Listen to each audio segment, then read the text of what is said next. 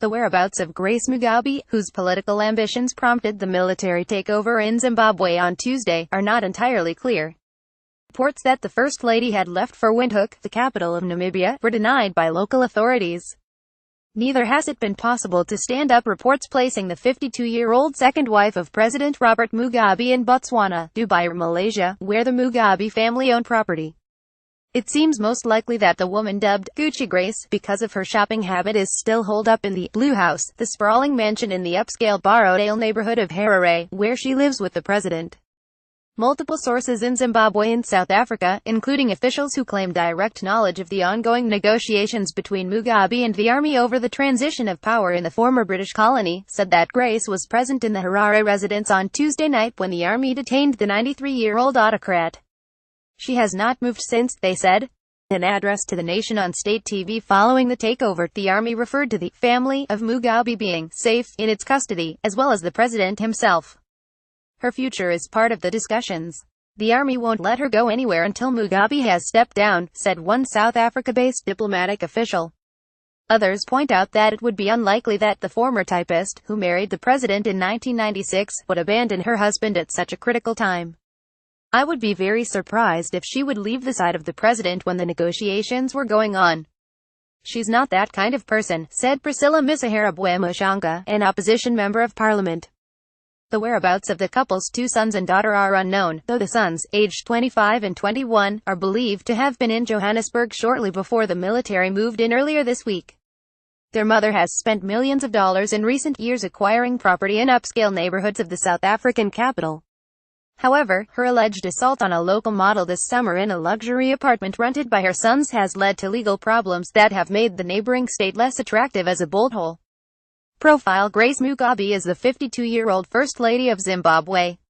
Born in South Africa, she married Robert Mugabe, 40 years her senior, in 1996.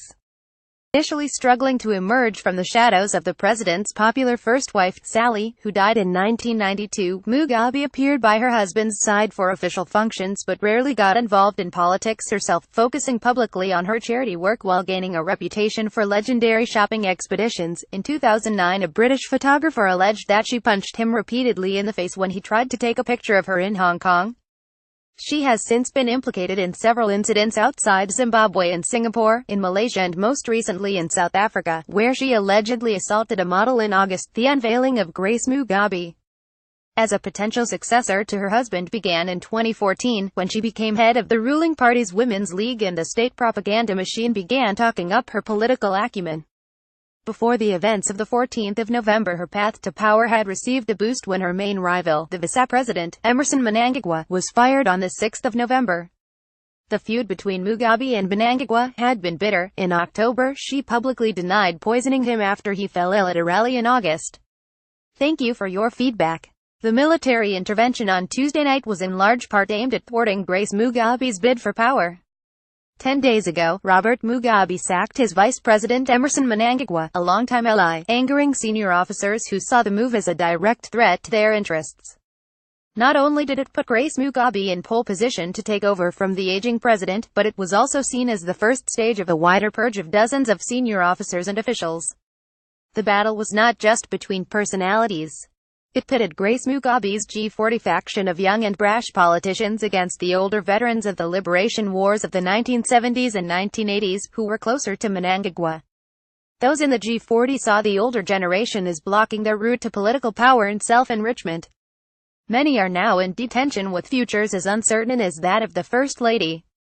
Martin Rupia, an analyst and former general in the Zimbabwean Defense Forces, said the military takeover was aimed at realigning the ruling class.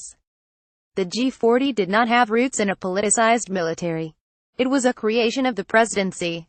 Rupia said, so too was the power of the First Lady, as she has now learned.